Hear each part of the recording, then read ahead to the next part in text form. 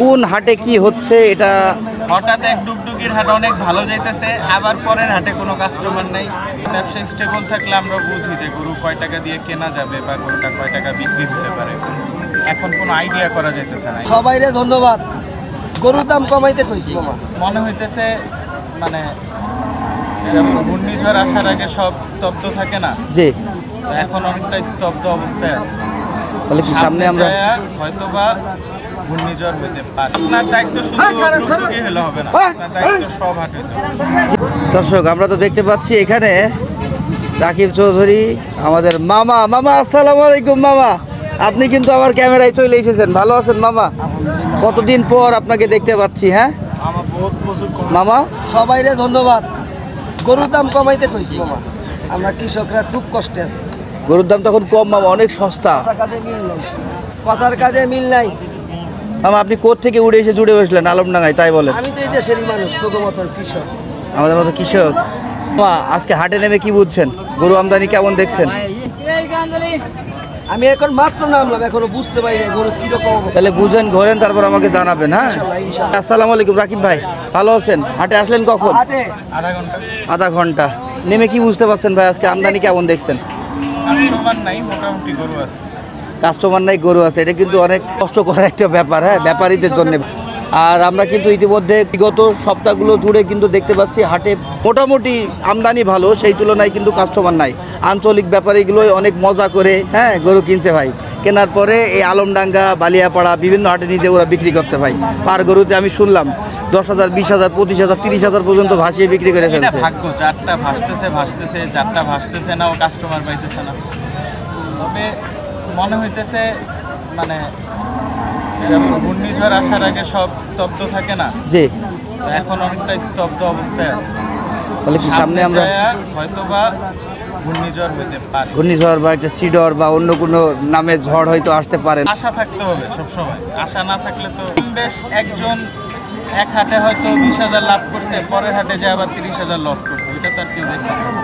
এদিকে আসলে ব্যবসার অবস্থা খুব একটা ভালো না। মানে একটা ব্যবসা স্টেবল থাকলে আমরা বুঝি যে গরু কয় টাকা দিয়ে কেনা যাবে বা গরুটা কয় টাকা বিক্রি হতে পারে। এখন কোনো আইডিয়া করা যাইতেছে না, এই কারণে মানে যে আইডিয়া করে কিনতেছে মনে হইতেছে কম, হাটে আসলে দেখি আরও কম দাম হচ্ছে। সেটাই। এর আগে যেমন স্থির একটা বাজার থাকতো ভাই, হ্যাঁ হ্যাঁ, মিনিমাম একটা বুঝ ছিল বাজারের, কিন্তু এখন কিন্তু আর বুঝ নাই। কোন হাটে কি হচ্ছে এটা হঠাৎ এক ডুগডুগির হাট অনেক ভালো যাইতেছে, আবার পরের হাটে কোনো কাস্টমার নেই। আলমডাঙ্গা হাট একটা খুব ভালো যাইতেছে, বড় বড় গরু বিক্রি হইতেছে, আবার এক হাটে যেমন আপনার গত সপ্তাহে শিয়ালমারির হাটটা গিয়েছে ভাই সস্তা, আর এই সপ্তাহে এসে ডুগডুগির হাট কিন্তু চড়া হয়েছে। যারা ক্রেতা আসে আপনার মাংসের গরু কেনে প্রায় এই আশপাশের যত হাট আছে এর ভিতরে ডুগডুগির হাটটা একটু কাস্টমার বেশি হয় আপনার জন্য। তবে আল্লাহ পাকের ইচ্ছা, আপনাদের দোয়া ভাই।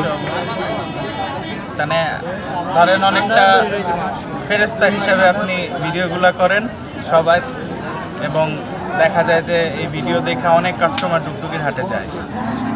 তো এটা অ্যাকচুয়ালি ভালো, ডুগডুগির হাটটাও ভালো। এখানে এমন এমন কিছু গরু আসে যেগুলা বর্ডার সাইড থেকে আসে, কাস্টমারের জন্য ভালো হয়। খামারিরা গরু কিনলে হয়তো বা একটু লাভবান হয়, তো সেই হিসাবে ভালো। আপনার উদ্যোগটা আমার কাছে বেশি ভালো। আমি নিজেও নিজেকে পরিচয় দিই, আমি ডুগডুগি হাটের ইউটিউবার ভাই। হ্যাঁ তার সাথে সাথে আমি এখন শুরু করেছি আলমডাঙ্গাতেও আসছি, শিয়ালমারিতে যাই। আপনার দায়িত্ব শুধু ডুগডুগি হলে হবে না, আপনার দায়িত্ব সব হাট হইতে হবে। জি ভাই, আমার ইচ্ছা আছে। সবার উপকার করতেছেন তো সবই পুরোটাই অর্ধেক। আপনার বামন্ডি হাট আছে ভাই, ওটাও কিন্তু একটা ভালো হাট। হ্যাঁ অবশ্যই। তারপরে কুষ্টিয়া বালিয়াপাড়া আছে, ওইদিকে যশোর চৌগাছা আছে, তারপর পুরোপাড়া আছে, জি জি জি, 7 মাইল আছে। ইনশাল্লাহ ভাই আমি চেষ্টা করছি সবগুলো হাটে যাওয়ার। দোয়া রেখেন ভাই, সাথে থাকেন। আর আপনারা তো আমাদের এলাকার আইকনিক খামার বা হাটে এসে যদি কেউ গরু কেনে একসাথে অনেক আপনারাই আছেন। কুরবানির সময় তো গত কুরবানিতে তো দেখলাম ভাই কাস্টমার কিন্তু সেভাবে ছিল না, যা কেনার আপনারাই কিনছিলেন, কয়েকজন হাতে গোনা। হ্যাঁ যারা আপনার আমাদের এলাকা থেকে ঢাকামুখী হয় তারা তো আছেই, তার সাথে সাথে আপনি একজন ছিলেন, আরও অনেকে ছিল, এখন আমার নাম মনে আসছে না। সব মিলিয়ে ভাই এইবার কুরবানিটা কেমন হতে পারে কোনো আইডিয়া করা যাচ্ছে না। শীতটা কি পরিমাণ গরু ঢুকে বা যদি না ঢুকে, যদি সরকার টাইট হয় সেই ক্ষেত্রে হয়তো বাজারটা একটু ভালো হবে। শীত না আসা পর্যন্ত কোনো প্রেডিকশন করা যাচ্ছে না। আচ্ছা, এখনই অগ্রিম কোনো কিছু, না, কোনো আমি আইডিয়া বা কোনো কিছু বলা idea যাচ্ছে না, দিতে না ভাই? পারছি না। তবে ভাই একটা কথাই বলার, সেটা হচ্ছে গরু ব্যবসায়ী যারা আছে, হ্যাঁ, যারা ট্রেডিং করে, এরা তারা অনেক খুব কষ্টে আছে, অনেক খুব কষ্টে আছে ভাই, বুঝছেন? একসাথে বলো অনেক কষ্ট। সেটাই ভাই, এদের হাজারি হাহাকার হাটে যেভাবে মাঝে মধ্যে কাস্টমার না থাকার কারণে যেরকম ভাবে হাহাকার নামে, মানে দেখতেছে দুশ্চিন্তা যে নামে, লসে দিতেছে, তারপরেও মন টানতেছে, মাঝে মধ্যে নেই, মাঝে মধ্যে মনে হইতেছে আচ্ছা বিক্রি করবো কিভাবে, মাথায় আসতেছে। ভাই সবার চিন্তাধারা ওইটাই যে বিক্রি করব কিভাবে। কিনলাম হাটে নেমে, আপনি এত এখন 100 গরু কিনে ফেলতে পারেন, ব্যাপার না, কিন্তু বিক্রি করাটাই তো ব্যাপার, তাই না? কারণ আমরা লস করতে করতে এই পর্যন্ত আর কত টানবে মানুষ। ভাই আমার আর একটা প্রশ্ন আছে, সেটা কি জানেন রাকিব ভাই? আপনার মতো যারা বড় খামারি আছেন, হ্যাঁ, এখন তো আসলে গরুর বাজার খারাপ, ঠিক আছে, মানছি, এখন লস লাভের একটা হিসাব মনে করেন বড় আছে, কিন্তু যখন গরুর বাজার ভালো ছিল, মনে করেন গত বছর 5 তারিখের পর থেকেই না বাজারটা খারাপ হলো, কিন্তু গত বছর 24-এর 5 তারিখের আগে আপনারা খামারি হিসাবে কতটা প্রফিটেবল ছিলেন? তখন আসলে যে বুঝ করে কিনতে পারছে, বাজার একটা স্টেবল একটা বাজার ছিল, মানুষজন ওই বাজার রেট হিসাব করে কিনছে, বাজার রেট হিসাব করে বিক্রি করছে, সেই ক্ষেত্রে হয়তো ডাইল ভাত খাওয়া মানুষের একটা হিসাব ছিল। কিন্তু এখন মানে বাজারের কোনো স্টেবিলিটি নেই, এক বাজার বাড়তেছে একটা কমতেছে।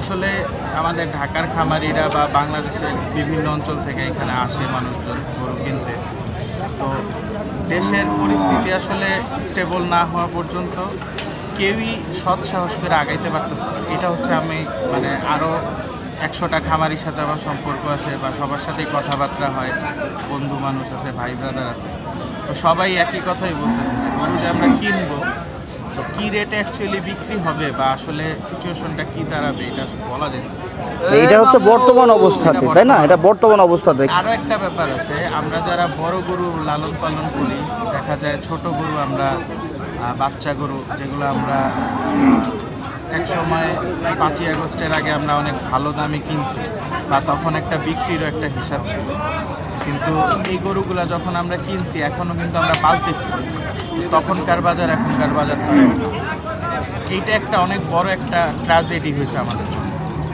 আর এখন দেখা গেছে বাজার যদি একটু স্টেবল হয়, সবাই গরু একটু কেনা শুরু করে, হয়ে যাবে ভাই। এটা আসলে আল্লাহর নিয়ামত, তো একভাবে না একভাবে সবাই টিকা থাকবে, এটা আমি আশা করি। গভর্নমেন্ট থাকলে দেখা যায় শুধুমাত্র মানে গরুর দামের হিসাবে না, সারা বাংলাদেশের অন্যান্য ব্যবসায়ীও যারা আছে তারাও একটা স্টেবিলিটি চাইতেছে।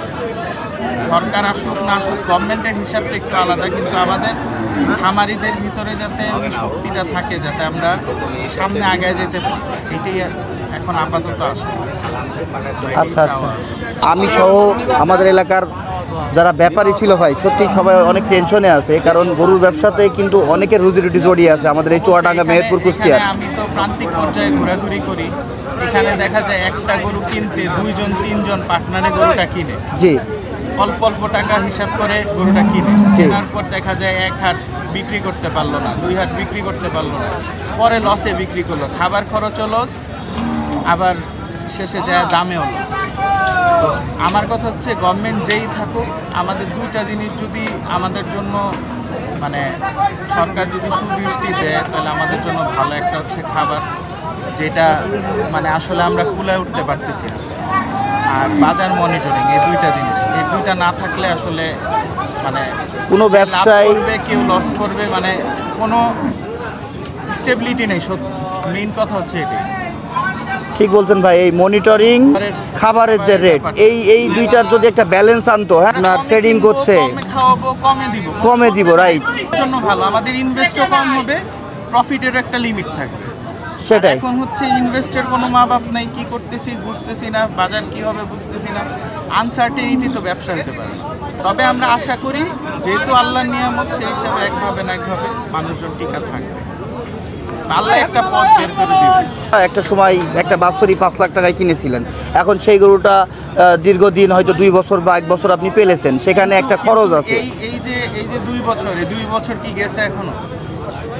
আমরা যে বাজারটা নর্মাল হিসাব করবে, 2টা বছর তো যায়নি না, এখনো যায়নি। আমরা কিনছি এগুলো এখনও দেখা যায় দাঁতে নেই কোনোটা, বা পটেনশিয়ালে আসে নেই এখনও, একটু সময় লাগবে। তো ওই বাজারটা হইতেও একটু সময় লাগবে। আমরা যখন গরুগুলো ডেলিভারি দিব ওই দামটা হইতে একটু সময় লাগবে। তবে আশা করি পেয়ে যাবেন। আস্তে আস্তে যেই কন্ডিশনে আসতেছে বাজার স্টেবল হবে হবে। না মানে এটা আমরা আশা করি যে অবশ্যই হবে। আচ্ছা, হওয়ার সম্ভাবনাটাই বেশি পাচ্ছেন না? হ্যাঁ, অবশ্যই। বললাম যে এখন একটু স্টেবল আছে সব, মানে স্তব্ধ আছে এখন সব, তো এটা রানিং হবে, আশা রানিং করা হয়ে যায়। যাবে, আশা করা যায়। ঠিক বলছেন ভাই, কারণ যে ধকলটা দেশের উপরে বা দেশের মানুষের উপর দিয়ে গেল, শুধুই তো ভাই গরুর ব্যবসাটা খারাপ যাচ্ছে তা না, প্রত্যেকটা ব্যবসার উপরেই তো আসর পড়েছে ভাই, তাই না? প্রভাব পড়েছে। তো সেখান থেকে গরুর ব্যবসাটাও যেমন এখন দেখতে পাচ্ছি যে একটু ফ্রিজ টাইপের, হ্যাঁ, কেনাবেচা কমে গিয়েছে। অন্যান্য বিজনেসেরও তো একই অবস্থা ভাই। হ্যাঁ, সবই একই অবস্থা। তো রাকিব ভাই, ভালো লাগলো। আর দর্শক আপনাদের কাছে আসলে বলতে চাই এটাই, রাকিব ভাই থেকে কিন্তু আমরা অনেক গুরুত্বপূর্ণ কিছু কথা জানতে পারলাম। আপনাদের কার কেমন লেগেছে অবশ্যই মন্তব্যের মাধ্যমে জানাবেন, আর কে কোথা থেকে দেখতেছেন সেটাও জানাবেন। রাকিব ভাই ভালো থাকবেন, আসসালামু আলাইকুম, ধন্যবাদ ভাই। প্রথমেই টিপু মামার সাথে কথা বললাম, তারপরে রাকিব ভাইয়ের সাথে কথা বললাম। অনেকদিন পর তাদেরকে আমি হাটে পেলাম, যাক ভালো লাগলো কথা বলে, তাদের সাথে তাদের কথাগুলো শুনতে পেরে। আপনাদের কেমন লেগেছে জানাবেন। আল্লাহ হাফেজ আপাতত, হ্যাঁ।